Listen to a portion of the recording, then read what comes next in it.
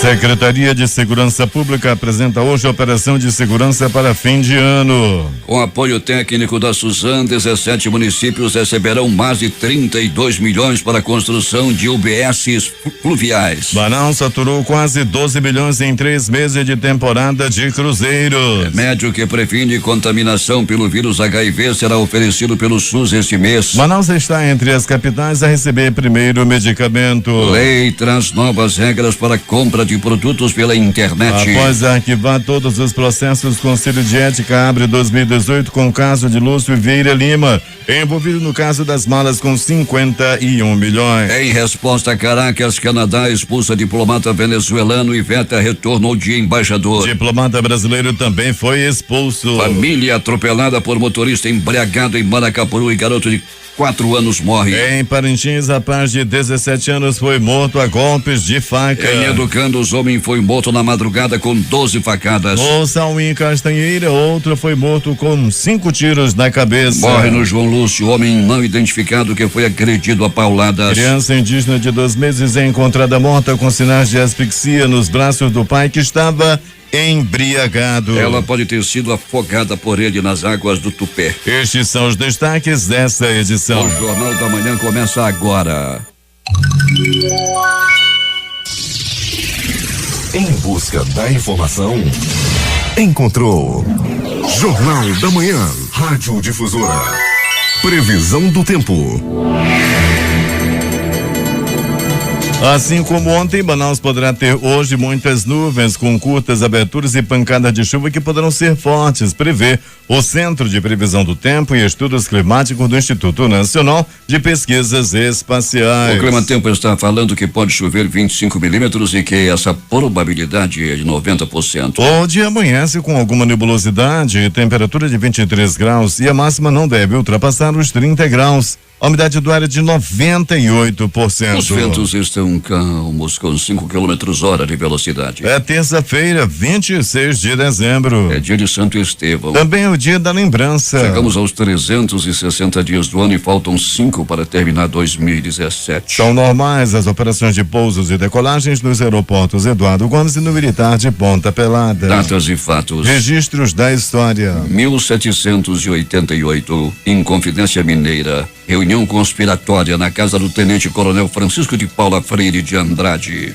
1792, julgamento final de Luís XVI da França começa em Paris. 1929, o deputado federal Souza Filho é assassinado a tiros por Simões Lopes no plenário da Câmara dos Deputados. 1963, lançamento em nível nacional no Brasil da campanha da fraternidade. 1977, é promulgada a lei que institui o divórcio no Brasil. 1982, o homem do ano da revista Time foi dado pela primeira vez a um não humano, o computador. 2003, um sismo de magnitude 6,6 graus devasta a antiga cidade persa de Ban, no Irã, causando pelo menos 30 mil mortos. 2004, um terremoto no Oceano Índico provoca tsunami que causa destruição no Sudeste Asiático, no subcontinente indiano e atingindo também a Somália. Agora 5h50 em Manaus. Sejam bem-vindos ao Jornal da Manhã. Bom dia, Eduardo. Bom dia, Paulo. Bom dia, ouvintes.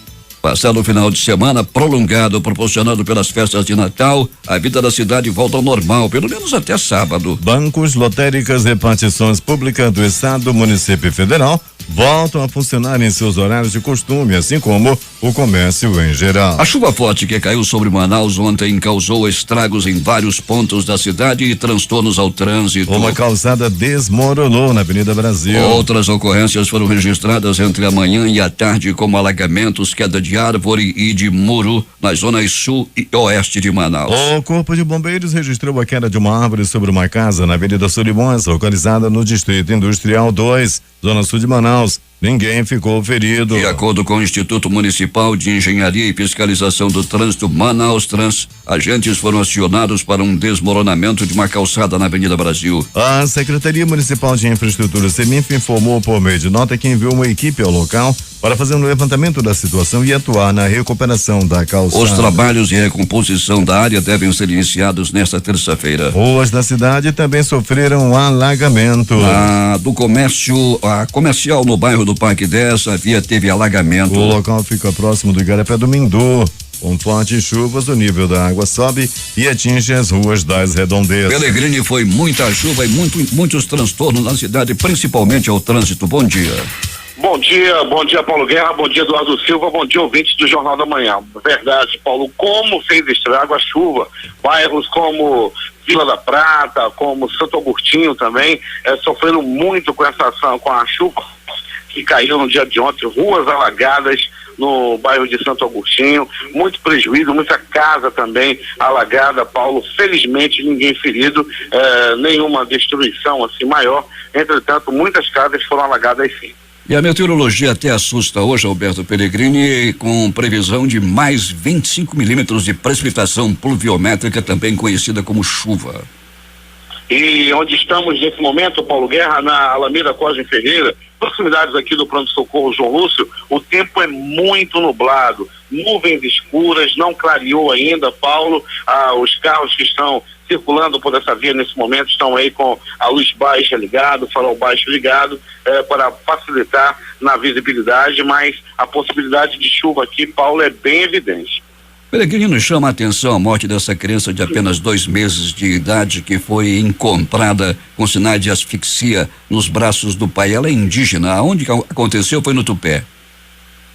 Pois é, Paulo, no Tupé, né? E tem essa interrogação, o que teria acontecido? A família estava comemorando o Natal, de repente o pai apareceu com a filha no colo nas proximidades do rio e a criança já estava praticamente morta, ainda foi trazida a Manaus, mas não havia mais o que fazer, já estava praticamente morta na mão do pai. E agora, né, o Instituto Médico Legal vai passar por exames mais detalhados, para saber qual foi realmente a causa da morte dessa criança.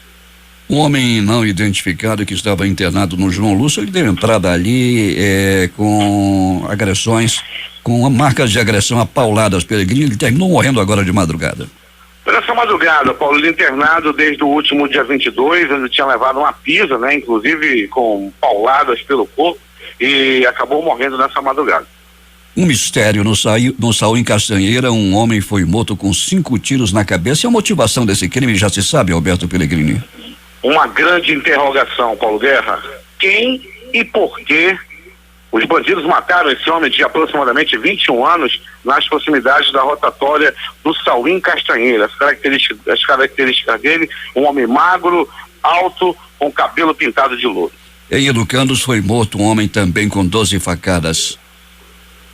Motivação ainda também misteriosa, Paulo Guerra. O Instituto Médico Legal acaba de fazer a remoção do corpo. Não se sabe ainda o porquê, né? Esse homem foi assassinado. Ele, antes de morrer, ele ainda passou por um pronto-socorro da cidade e está sendo levado ao Instituto Médico Legal. O que se sabe é que ele levou 12 facadas e acabou morrendo. Você sabe que motorista embriagado agora, quando vai preso, tem que ir preso mesmo e ir para a penitenciária. E um homem completamente embriagado causou um acidente grave ontem no município de Manacapuru. Atropelando toda uma família. Embriagado, ele atropelou mãe e 2 filhos. Uma criança de 4 anos, a novinha da família, acabou morrendo, Paulo Guerra.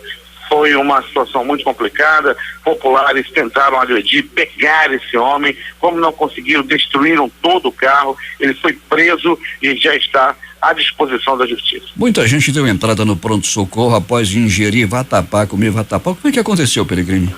Paulo Guerra, um grupo dessas pessoas que gostam de ficar bebendo na rua, de moradores de rua, estavam na noite do Natal tomando cachaça e não tinha nada por ali. Uma senhora resolveu ajudar. Pegou uma panela de vatapá e levou o vatapá com arroz para os bêbados, né? Eram 4. Rapaz, eles comeram vatapá, estavam tomando cachaça, tirando o gosto com o vatapá. Um vatapá devastador, Paulo Guerra. Eles deram entrada no pronto-socorro com dores horríveis, terríveis na barriga. Tinha um que gemia alto, estavam com medo de morrer e etc. Um deles já estava completamente, né, daquele jeito, Paulo Guerra, e a situação foi realmente muito ruim para ele. Alguém pensava, logo no primeiro momento, quando chegava lá no pronto-socorro, uma senhora ainda dizia, meu Deus, o que fizeram? Por que bateram nesse homem? Mas não bateram não, Paulo. Foi somente um vatapá devastador que quase, né, tira a vida desses homens no bairro Jorge Teixeira. Uma grande briga em família, Alberto Pellegrini, aconteceu na noite de Natal. Agora, segundo informações, um garoto, ele sofreu um acidente, perdeu uma das pernas, o que a tia levou de presente para ele, Pellegrini, causando toda essa confusão. Parece uma brincadeira isso. A mãe não gostou do presente. A tia jura que não foi com má intenção, que ela mandou comprar o presente e não sabia nem o que estava dando. É o seguinte, Paulo, a criança de aproximadamente 10 anos perdeu uma perna em um acidente há 2 anos atrás. Titia não teve o que fazer, deu-lhe um patinete de presente de Natal. Aí a confusão foi grande. A mãe do menino se sentiu ofendida e tentou riscar a faca à própria tia, a irmã dela, que deu esse presente para a criança. O menino subiu no patinete, como é que puxa para o patinete andar, né, Paulo? Pois é, Pellegrini, é lamentável esse tipo de coisa, as pessoas precisam atentar quando vão dar presentes. E você também, quando for dar presente a alguém, atente bem para quem vai dar, certo? Ah, sim, Paulo, com certeza. Eu tive todo o cuidado ao presentear amigos e parentes nesse final de ano. Alberto Pellegrini vai voltar daqui a pouco contando tudo o que aconteceu de ontem para hoje em Manaus e as mais recentes notícias desta madrugada e desse início de manhã. Até daqui a pouco. Daqui a pouco, Paulo Guerra, voltaremos, quem sabe, já até debaixo de chuva. O negócio começou a escurecer cada vez mais aqui na área da zona leste da cidade. É contigo, Paulo Guerra. 5h58 em Manaus. O município de Iranduba vai adquirir unidade de saúde fluvial para atender as comunidades ribeirinhas. Quem tem os detalhes é J. Rai. Moradores das comunidades rurais de Iranduba, situadas nos Rios Negro e Solimões, devem ganhar mais qualidade nos atendimentos da área de saúde a partir do próximo ano. O prefeito Francisco Gomes determinou à secretária da Censa, professora Rose Eblin, a elaboração de um projeto para a aquisição de uma unidade básica de saúde fluvial. A UBS vai levar aos ribeirinhos médicos, enfermeiros, técnicos e outros profissionais, além dos vários serviços oferecidos em uma unidade básica de saúde convencional. Os recursos para a efetivação do projeto virão de uma emenda parlamentar de autoria da deputada federal Conceição Sampaio, do Partido Progressista. A parlamentar confirma a destinação dos recursos e o prefeito Chico Doido comemora. Vou destinar, sim, no início do ano, uma emenda parlamentar para que o município de Iranduba tenha a sua UBS, que é tão importante, só que agora fluvial, e exatamente atendendo a população desse querido município. Mais uma novidade boa, a UBS fluvial é muito importante para o nosso ribeirinho, que vive hoje com dificuldade. Recursos de outra emenda parlamentar de Conceição Sampaio, destinada a Iranduba este ano, vão ser utilizados na compra de 5 ambulâncias para atender as comunidades da zona rural com acesso por estradas. Para o Jornal da Manhã, Rede Difusora de Rádio, J. Rai.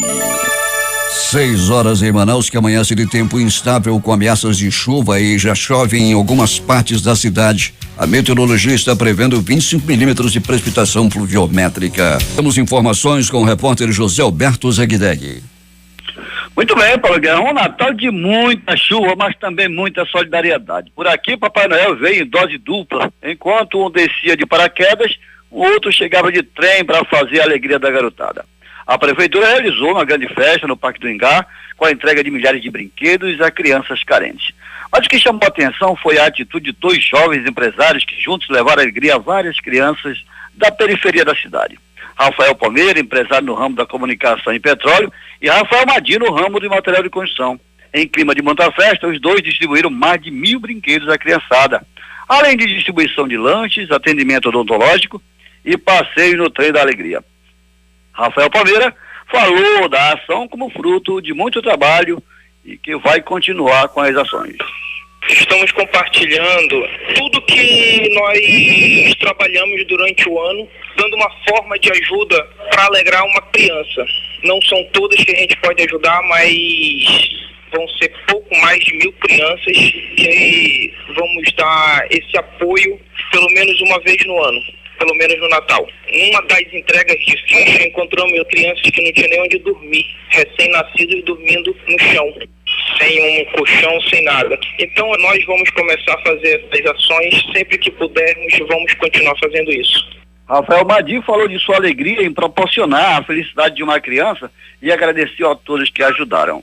É verdade, a gente fica muito feliz por estar proporcionando essa alegria, já que o país atravessa um momento difícil, uma crise política e financeira muito grande, onde os pais procuram colocar o pão de cada dia na mesa. A gente procurou ver o outro lado, de dar um entretenimento, de dar algo para a criança ficar feliz. E graças a Deus, dentro da nossa programação está saindo um bom evento. A gente espera que na próxima oportunidade a gente possa fazer maior e melhor. Agradecer a todos os voluntários que estiveram aqui nos ajudando, o Rafael Palmeira, que foi o parceiro maior para que a gente pudesse fazer esse evento, e a gente aguarda para que possamos fazer em próximas datas eventos como esse, para que Manacapuru possa sorrir. Outros empresários, mesmo no anonimato, também se solidarizaram com a carência das famílias e distribuíram cestas básicas e brinquedos dos bairros carentes. Para o Jornal da Manhã, Rede Difusora de Rádio, Zeg Deg. 6h07 em Manaus. O Corpo de Bombeiros encerrou ontem o primeiro dia de buscas pelo homem que desapareceu após cair em Igarapé, no bairro da Compensa. Até o início da noite, ele não havia sido localizado. De acordo com os bombeiros, as buscas seguiram no bairro da Compensa até a ponte do bairro de São Raimundo e foram finalizadas por volta das 18h30. O trabalho será retomado agora no início da manhã. O município do Carinho da Várzea está comemorando seus 30 anos de fundação com uma movimentada agenda cultural. A semana será de grande movimentação, com 5 dias de espetáculos cênicos e musicais e de inaugurações e homenagem aos 30 anos de criação do município, que serão comemorados no próximo dia 30 de janeiro. Os espetáculos com corpos artísticos da Secretaria de Estado de Cultura, SEC, da Universidade Federal do Amazonas, UFAM, acontecerão na quadra coberta da Escola Estadual Coronel Fiuza, de 26 a 30, sempre no início da noite. Com entrada franca, as inaugurações acontecerão todas elas no dia 30, quando a prefeitura entregará à população a feira da cidade, que estava fechada há mais de 2 anos. Uma unidade básica de saúde, uma OBS, no bairro Gutiérrez, no quilômetro 13 da BR-319, e mais uma unidade básica de saúde fluvial para atender as populações ribeirinhas. A programação cultural tem início hoje com a presença do grupo Roda na Praça, com o espetáculo Clau e da Orquestra de Violões do Amazonas. 6h09. Além das tradicionais viradas da Ponta Negra, Jorge Teixeira e Educando, os outros bairros das zonas norte e leste terão festas de Réveillon com atrações locais e nacionais. Os eventos serão no conjunto Viver Melhor, Colônia Antônio Aleixo, Bela Vista e Mauazinho. Na Colônia Antônio Aleixo, o evento começa às 7 da noite com um momento de oração. Em seguida começam os shows musicais com a banda Forró Gaiato às 21h e a atração nacional Rogerinho da Bahia às 23h. Banda Impacto, entre outras atrações. Já na Zona Norte, no conjunto Viver Melhor, serão 9 horas de festa com queima de fogos e show do cantor paraense Vanderlei Andrade. O palco será montado na rua Ágata Azul, esquina com a Avenida da Conquista, que fica entre a Feira do Viver Melhor e a Igreja da Sagrada Família. As festas da virada ocorrerão ainda no bairro Mauazinho e na comunidade Bela Vista. Além dos eventos de bairro, Banal será 3 pontos principais de festas de Réveillon, que unirão 4 atrações nacionais e mais de 130 artistas locais. 6h10. A Secretaria de Segurança Pública apresenta nesta terça-feira os detalhes da operação de segurança integrada para as festas de fim de ano. O policiamento reforçado será adotado em eventos realizados pela Prefeitura de Manaus em diversos pontos da cidade, como na Praia da Ponta Negra, onde haverá um show de fogos da virada para 2018. A coletiva de imprensa de apresentação dos detalhes da operação ocorrerá às 11h no Centro Integrado do Comando e Controle. Manaus recebe nesta terça-feira o 8º navio da primeira fase da temporada de cruzeiro. O MS Viking Seir será o último navio de 2017 e deve contribuir para o aumento dos cerca de 11,8 milhões que já foram injetados na economia amazonense desde setembro, provenientes dos turistas que passaram pelo estado. Os dados são da Empresa Estadual de Turismo do Amazonas, Amazonas Tour. O resultado parcial dessa movimentação econômica foi baseado no gasto médio diário desses turistas de cruzeiros no valor de $280, que chega na casa dos R$900. O governo do Amazonas, por meio da Polícia Civil e Comissão Permanente de Concursos COPEC CETAM, está convocando os candidatos aos cargos de escrivão e investigador de polícia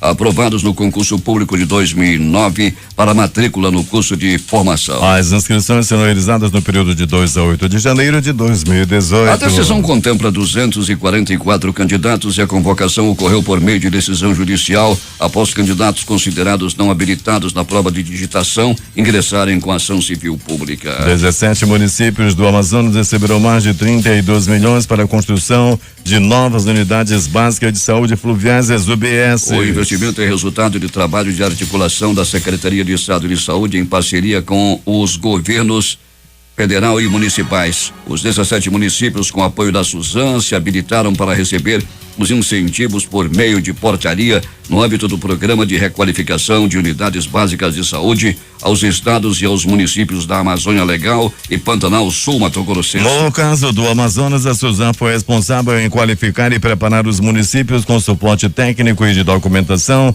para que pudessem se habilitar e participar da portaria, destaca o secretário de Estado da Saúde, Francisco Deodato. Ao todo, cada município contará com R$1.889.450 para a construção das unidades. São eles Amaturá, Boca do Acre, Capiranga, Codajás, Guajará, Ipixuna, Itapiranga, Japurá, Juruá, Manaquiri, Maraã, Nova Olinda do Norte, Santa Isabel do Rio Negro, São Sebastião do Atumã, Tapauá, Urucará e Urucurituba. Além dos recursos para a construção das unidades, o Ministério da Saúde destina verba mensal para custeio de serviços nessas embarcações. As unidades com atendimento de saúde bucal recebem um total de R$90 mil, enquanto as que não oferecem esses serviços recebem R$80 mil. Um processo inovador que permitirá identificar a exata posição geográfica de uma obra, serviço em andamento num imóvel urbano ou rural e assim detectar irregularidades. Com esta nova ferramenta, o Conselho Regional de Engenharia e Agronomia do Amazonas, CREA-AM, lança nesta quarta-feira às 10 horas em seu auditório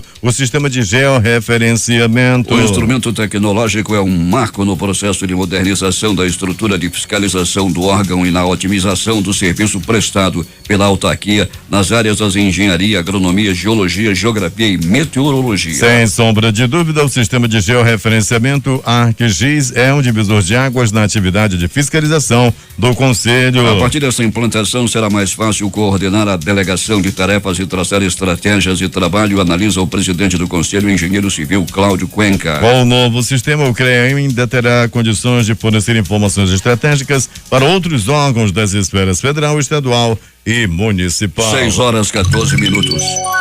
Após ser adiada por 2 vezes a votação do projeto da lei orçamentária anual, a lei pode ocorrer hoje na Assembleia Legislativa do Estado. Nos bastidores, base governista e oposição têm conversado para chegar a um entendimento sobre a matéria. Na última quarta-feira, a base aliada protestou contra a atitude do presidente da Casa, Davi Almeida, do PSD, que durante a votação das emendas ao projeto votou para o desempate, mesmo já tendo votado. No mesmo dia, os parlamentares que apoiam o governo saíram do plenário, inviabilizando a votação do texto principal. Na quinta-feira, a base governista não compareceu, conseguindo travar a votação. Agora 6:15. Polícia. Antes das notícias policiais, Alberto Pellegrini, como é que está o tempo na área onde você se encontra? Muito bem, Paulo Guerra, continua nublado, escuro, porém sem chuva. Nós estamos nesse momento na rotatória do bairro de São José, em frente à empresa Global Green, aqui próximo também ao terminal de ônibus, e não chove, Paulo. Você falou em ônibus, Pellegrini, o transporte coletivo em Manaus está funcionando sem a normalidade. Sem a normalidade, dá-se de maneira tranquila, Paulo. Nós, nosso giro das madrugadas, já passamos no Terminal 4, que fica nas proximidades do pronto-socorro Platão Araújo, movimentação bem tranquila, bem como também aqui no Terminal da Zona Leste, o Terminal 5, esse terminal que recebe grande número de passageiros todos os dias, tem uma movimentação tranquila, né, Paulo? Porque não tem aula, os alunos estão de férias e com isso a movimentação fica bem menor nos terminais da cidade. A estimativa de pessoas que deixaram a cidade em função das festas de Natal, 20 mil pessoas, Pellegrini, e o trânsito, como é que ficou nas últimas 48 horas? Tranquilo, né, Paulo? Com poucos carros na pista, nós aí no dia 25, né, que foi ontem, muita chuva também, tirou uma hora aí de muitos passeios, muita gente procurou a Ceasa ali para comprar peixe, como deu gente ali naquela área, Paulo, bem como nas feiras também, no mercado também, que funcionou ali, Feira da Pané também, ali a situação também do trânsito foi um pouquinho mais pesada, mas no mais tudo tranquilo. Alberto Pellegrini conta tudo o que aconteceu na noite e madrugada e as mais recentes notícias desta manhã. Alberto Pellegrini. E nós vamos começar, Paulo Guerra e ouvintes do Jornal da Manhã, pelo pronto-socorro 28 de agosto, que teve uma movimentação muito tranquila também.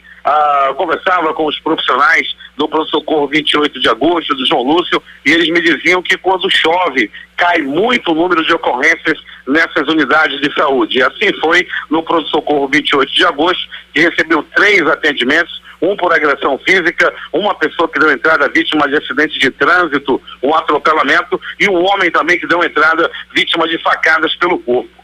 Já no pronto-socorro João Lúcio, um homem deu entrada vítima de uma paulada. Ele levou uma paulada na cabeça, desferida pelo próprio cunhado. O pessoal se reuniu para comer aquele RO, né? Aquela comida que sobrou do Natal, o espinhaço do peru, aquela maionese já com cheirinho meio alombrado e tal. Todo mundo se reuniu para comer essa comida toda, só que também era regrada a cachaça. Daí, um dos homens bebeu demais, se desentendeu com o próprio cunhado e acabou levando uma paulada. Ele deu entrada no pronto-socorro João Lúcio por volta de 15h30, era tarde de ontem. Também no pronto-socorro João Lúcio, um homem deu entrada vítima de acidente de trânsito, atropelamento. Ele foi atropelado de moto pelo próprio irmão. Ele recebeu algum atendimento, mas tratava-se apenas de escoriações leves. Um outro homem deu entrada no pronto-socorro João Lúcio,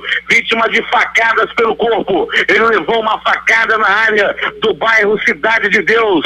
Ele não conhece o homem que desferiu a facada. As informações dão conta de que a briga começou em um bar localizado na área do bairro Cidade de Deus. Pronto-socorro Platão Araújo. No pronto-socorro Platão Araújo, uma mulher deu entrada, riscada a faca no braço. Ela deu um presente para o seu sobrinho. A mãe do garoto não gostou do presente e acabou esfaqueando a própria irmã. Foi apenas um risco, né? Deu entrada rápida no pronto-socorro, pegou pouquinha coisa, mas o que teve mesmo foi confusão nessa casa por causa de presente. Paulo Guerra, um idoso de 68 anos, estava lavando a calçada de sua casa, quando apareceu um homem misterioso, armado com uma faca. Ele tentou matar esse homem, deu várias facadas, pegou uma no braço, pegou outra na costela, sem maiores ferimentos. O idoso de 68 anos soube se defender e por pouco não era morto no bairro de São José. Na semana passada nós tivemos aí 2 mortes em relação a ataques a idoso e nesse Natal também não foi diferente. 2 pessoas foram vítimas na semana passada de latrocínio, inclusive uma senhora de 83 anos de idade que acabou morrendo aí esfaqueada durante um latrocínio na zona leste da cidade. Lembro muito bem desse caso também. Um outro idoso foi assassinado na semana passada. Rapaz, o negócio não está fácil na área central da cidade. Assaltos continuam acontecendo, arrombamentos a estabelecimentos comerciais.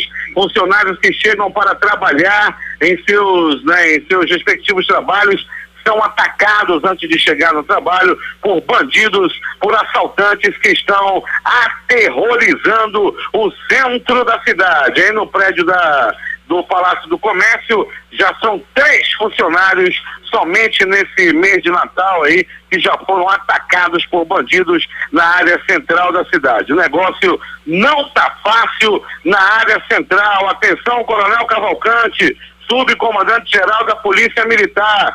O negócio tá demais no centro da cidade.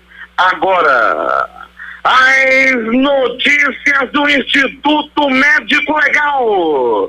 Saiba agora quem foi para a pedra nas últimas 24 horas. E atenção, mistério. Uma criança indígena de dois meses e 16 dias estava com o pai na beira do rio e quando o restante da família percebeu, a criança já estava praticamente morta por afogamento, por asfixia e acabou sendo levada a Manaus, mas já chegou praticamente morta. A polícia agora vai trabalhar no caso para saber de quem é a culpa da morte dessa criança. Nesse momento, muita gente acreditando que o pai tem culpa no cartório, o indígena também, que estava supostamente embriagado com essa criança no colo. Fato deu-se na comunidade do Tupé, no Rio Negro. Aqui do outro lado, logo, aconteceu esse fato em uma comunidade indígena. No Distrito 2, próximo à rotatória do Sauim Castanheira, um homem de aproximadamente 21 anos foi assassinado com 1, 2, 3, 4, 5 balaços pelo corpo. Não se sabe ainda quem atirou, por que matou esse homem que morreu nas proximidades da rotatória do Sauim Castanheira, no Distrito Industrial 2. Dia 22 de dezembro, estava perto do Natal. Um homem, até o momento não identificado, foi barbaramente agredido a murros, chutes, socos, pontapés e pauladas. Isso aconteceu na zona leste da cidade. O homem, depois da agressão, foi levado ao pronto-socorro João Lúcio. Lá ele chegou sem identificação e até o presente momento, até na hora dele morrer, não apareceu ninguém para visitá-lo ou para identificá-lo. Ele foi levado ao Instituto Médico Legal, onde permanece como indigente. Ele está lá, tem 22 anos e até o momento não foi identificado. E mais morte na cidade, tanto na cidade quanto no interior. Rapaz, o negócio não foi fácil. No município de Manacapuru, o assassino Fábio Luiz Marques Carvalho atropelou uma família e matou uma criança. Testemunhas afirmam que Fábio estava embriagado ao volante quando atropelou uma família que caminhava na calçada. Uma criança de 4 anos morreu devido à irresponsabilidade do Fábio Luiz Marques Carvalho, motorista que estava dirigindo embriagado. Devido à irresponsabilidade desse bebum, a criança acabou morrendo. É um bebum, é um irresponsável, é um assassino. Fábio Luiz Marques Carvalho, que dirigiu embriagado e matou uma criança de 4 anos. Olha, não pode dizer o nome do Fábio. Fabinho é gente boa, não sei o quê. Não fale o nome do Fábio Luiz Marques Carvalho. Como é que não fala? Fábio Luiz Marques Carvalho. Bota pra cima agora. Vamos lá, e mais morte no município de Parintins. Um rapaz de 17 anos foi barbaramente assassinado a facadas.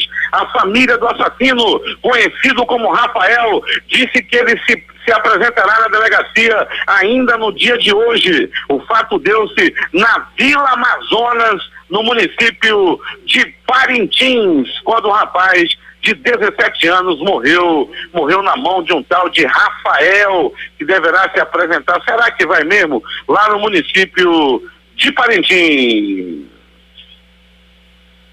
No bairro de Educandos, um homem foi assassinado com 1, 2, 3, 6, 10, 12 facadas pelo corpo. O homem ainda não foi identificado e o corpo foi levado ao Instituto Médico Legal, pipinado a facadas. O fato deu-se, repito, no perigoso bairro de Educandos. O Instituto Médico Legal. A equipe do Dr. Jefferson Mendes, com muito trabalho, no final de semana realizou nas últimas horas 69 exames de corpo de delito. E essas foram as notícias da noite e madrugada. A reportagem foi de Alberto Pellegrini para o Jornal da Manhã. Esportes.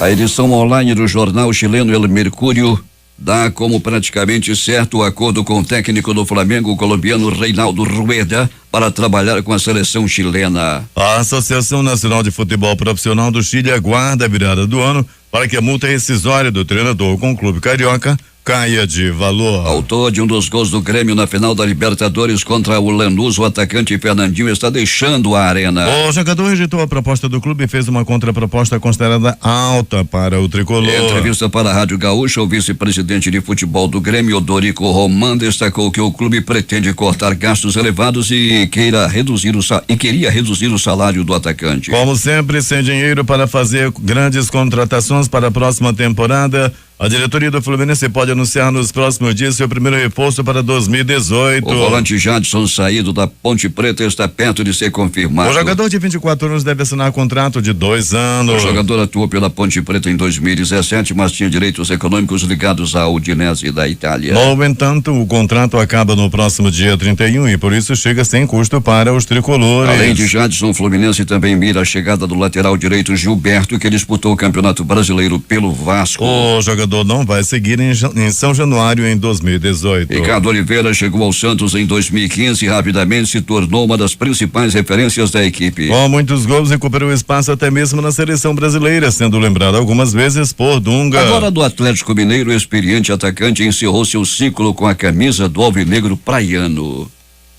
O Corinthians usou as suas redes sociais para interagir com a torcida na manhã de ontem e postou um vídeo com jogadores desejando boas festas à torcida. O que chamou a atenção, porém, foi a presença do centroavante Jô, apalavrado com o Nagoya Grampus do Japão, e não seguirá no clube para a próxima temporada. A última semana de 2017 reserva possibilidades de contratações ao São Paulo. Após oficializar a permanência do volante Jusilei e da compra do goleiro Jean, o clube do Morumbi espera anunciar reforços, principalmente para o ataque, setor do time que mais sofreu baixas ao final da temporada. Após ser livrado do rebaixamento no Campeonato Brasileiro, São Paulo dispensou os atacantes Marcinho e Denilson, que estavam emprestados até o fim do ano, e confirmou a saída do centroavante Gilberto, insatisfeito com a reserva de Luca Prato. Além deles, Wellington nem deverá deixar o clube após terminar sua recuperação da cirurgia no joelho direito. O América do México pretende cruzar o caminho do River Plate e apresentar uma proposta ao São Paulo em breve para tentar a contratação de Lucas Prato. A notícia foi divulgada pelo site argentino Tic Esportes e produzida e reproduzida por inúmeros veículos de imprensa,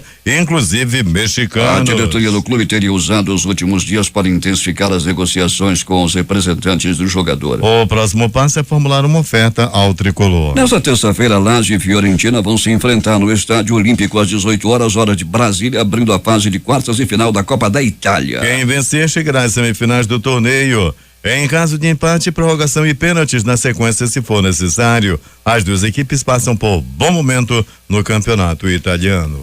O Banco Central vai divulgar agora de manhã as previsões do mercado financeiro para o PIB, inflação e os juros em 2018. No último boletim Focus, divulgado em novembro, os economistas estimavam maior crescimento e inflação menor. O Tesouro anuncia à tarde o resultado das contas do governo no mês de novembro. Em outubro, as contas tiveram resultado positivo pela primeira vez após 5 meses. Trabalhadores com direito a bônus salarial ano base 2015 têm até quinta-feira, dia 28, para sacar esse benefício. O Ministério do Trabalho e Emprego informou que esse é o prazo final e não haverá nova prorrogação. Segundo o MTE, até o fim de novembro, 1,4 milhão de brasileiros com direito ao benefício ainda não tinham sacado o dinheiro. Quem trabalhou na iniciativa privada em 2015 pode retirar o dinheiro em qualquer agência da Caixa Econômica Federal ou em uma casa lotérica. Servidores públicos devem procurar o Banco do Brasil. Cada trabalhador recebe valor proporcional à quantidade de meses trabalhados formalmente naquele ano. Se a pessoa trabalhou o ano todo, recebe o valor na íntegra. Quem trabalhou por 6 meses, por exemplo, recebe metade do valor. Os pagamentos variam de R$ 79 a R$ 937. Já está em vigor a Lei 13.543, que traz novas exigências para a disponibilização de informações sobre produtos em sites de comércio eletrônico. Pela norma sancionada na semana passada pelo presidente Michel Temer, o preço dos produtos postos à venda nos sites tem de ser colocados à vista de maneira ostensiva, junto à imagem dos artigos ou descrição dos serviços. Segundo a lei, as fontes devem ser legíveis e não inferiores ao tamanho 12. O Ministério da Justiça argumenta que a lei será um importante instrumento para facilitar a busca de informações pelos consumidores nesse tipo de comércio. Segundo a Associação Brasileira de Comércio Eletrônico, ABCOM, 25,5 milhões de pessoas fizeram compras pela internet no primeiro semestre deste ano.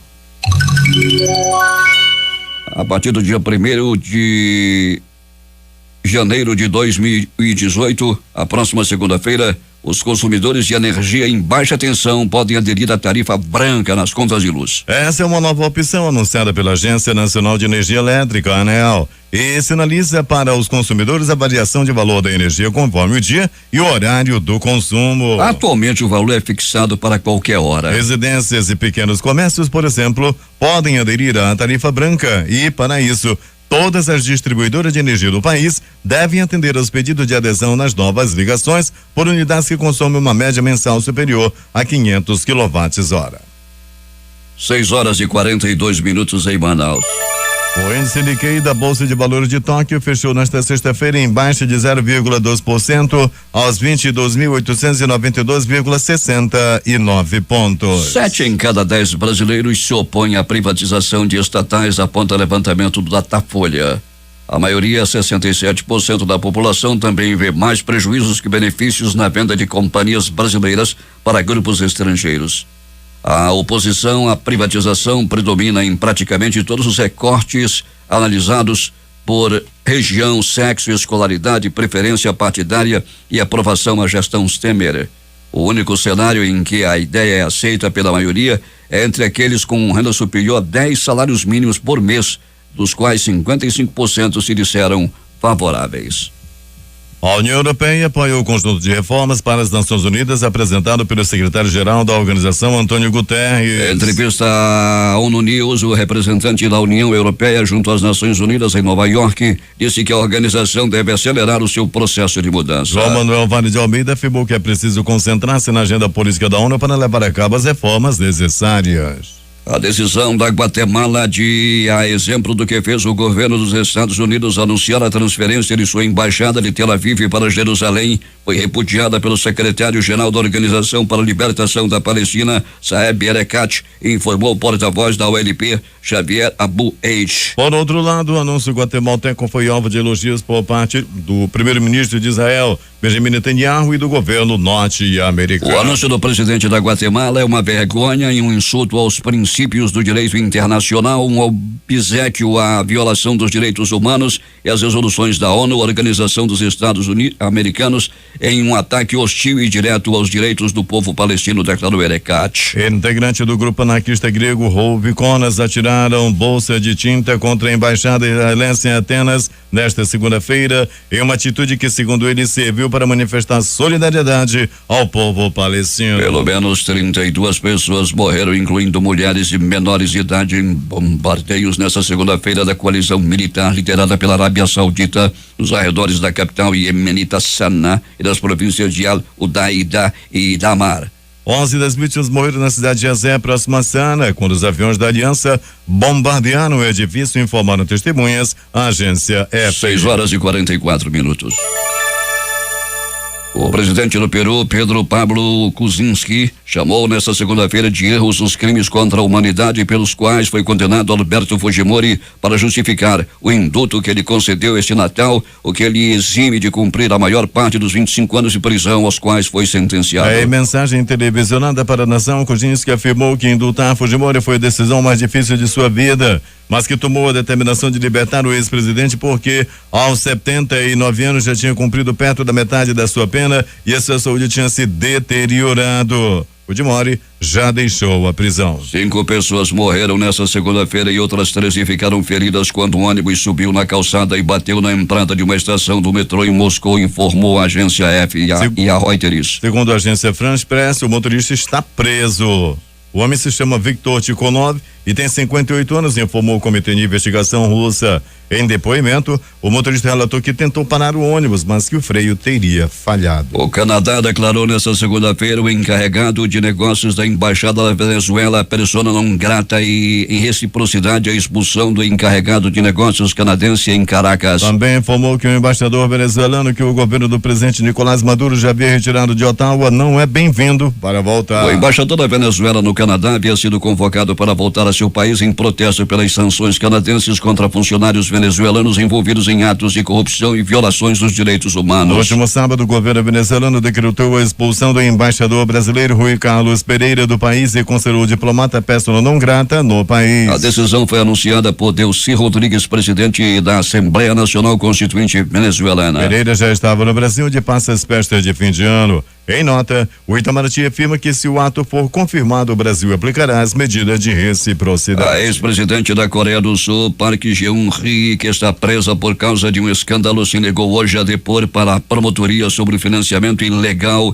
que supostamente teria recebido do Serviço Nacional de Inteligência. Promotores do Distrito Central de Seul foram ao centro de detenção da capital sul-coreana, onde Park está detida reclusa desde a sua cassação em março passado, à espera do desenlace do seu julgamento. Mas a ex-presidente não quis responder a nenhuma das suas perguntas, assinalaram fonte da Justiça, a agência local Yonhap. Com 136 maternidades participantes, a Agência Nacional de Saúde Suplementar inicia em janeiro a segunda etapa da campanha Parto Adequado. A meta é reduzir o número de cesarianas desnecessárias, ou seja, que não tenham indicação clínica e sejam feitas apenas por conveniência das partes envolvidas, podendo inclusive causar prejuízos à saúde do bebê. Um medicamento que impede a propagação do vírus HIV na corrente sanguínea, já é indicado como terapia antirretroviral nos Estados Unidos e em países da Europa, estará disponível ainda este mês para pacientes do Sistema Único de Saúde SUS em 12 estados. O comprimido fabricado por um grupo norte-americano já era indicado para o tratamento de soropositivos como parte do coquetel de AIDS. A novidade é que o fármaco poderá ser utilizado agora por quem nunca entrou em contato com o vírus, mas pode estar exposto a ele durante a relação sexual. É o caso, por exemplo, de profissionais do sexo. Mas é bom lembrar que não protege o usuário contra outras infecções transmitidas sexualmente. A distribuição do remédio pelo SUS vai priorizar 7.000 pessoas com mais de 18 anos consideradas grupo de risco de contaminação, incluindo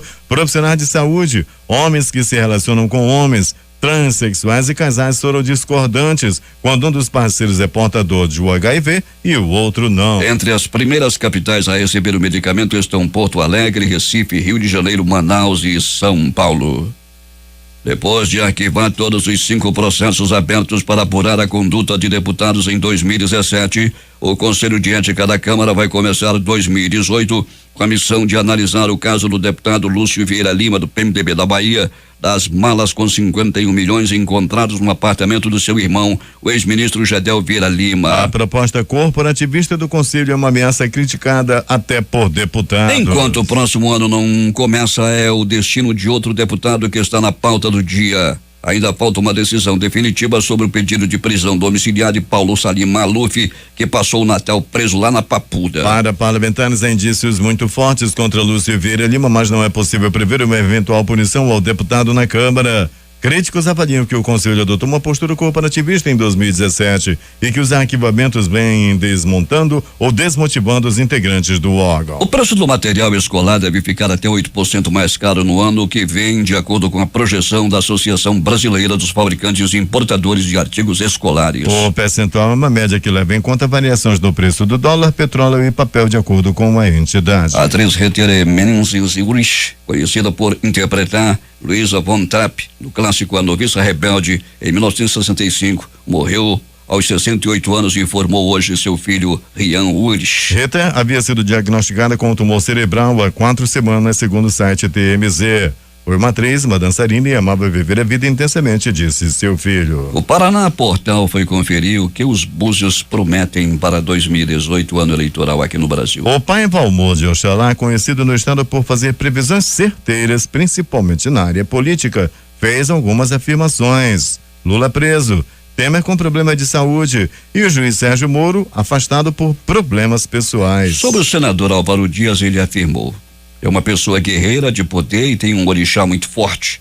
Se buscar a presidência, poderá ser o presidente do Brasil. O vidente também prevê um acidente de avião com morte de 4 políticos. A ponte de vidro mais longa do mundo, com 488 metros de extensão e suspensa a uma altura de 218 metros, foi inaugurada ontem na província de Hebei, informou o canal estatal CCTV. Construída pela empresa Bailo Group, ela foi aberta numa cerimônia com a presença de aproximadamente 3 mil turistas que puderam experimentar a vertiginosa sensação de andar por uma ponte de piso transparente entre 2 penhascos no pátio Hongya. O chão da ponte é formado por 1.077 placas de vidro de apenas 4 centímetros de espessura, que ficam penduradas em uma estrutura reforçada por 12 cabos, totalizando 126 toneladas, capazes de suportar terremotos de até 6 graus de magnitude e furacões de força 12, a maior na escala de Beaufort.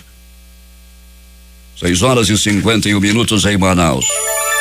Os principais jornais do país estampam hoje o Globo do Rio de Janeiro. Metade das cidades de 11 estados do país não tem delegado. Folha de São Paulo. Francisco entra no 5º ano como Papa com a Igreja Católica dividida. O estado de São Paulo. Fazenda veta a liberação de socorro de R$600 milhões ao Rio Grande do Norte. Planalto Central, capital da República, Correio Brasiliense. Remédio que previne contaminação pelo HIV será oferecido pelo SUS este ano. Valor econômico. Conta de luz pode subir mais de 9% em 2018. Estado de Minas. Grave acidente deixa 3 mortos e fecha BR-381 no Vale do Aço, em BH.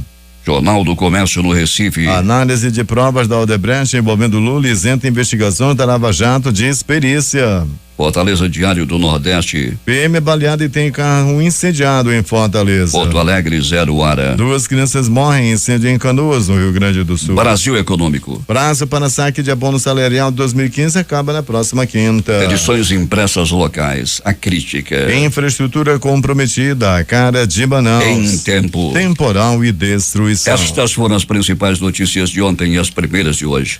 Participaram dessa edição reportagens de José Alberto Zegdeg, J.A. e Alberto Pellegrini. Operação de rádio Itamar Dina e Hamilton Cabral. A apresentação é Eduardo Silva e Paulo Guerra.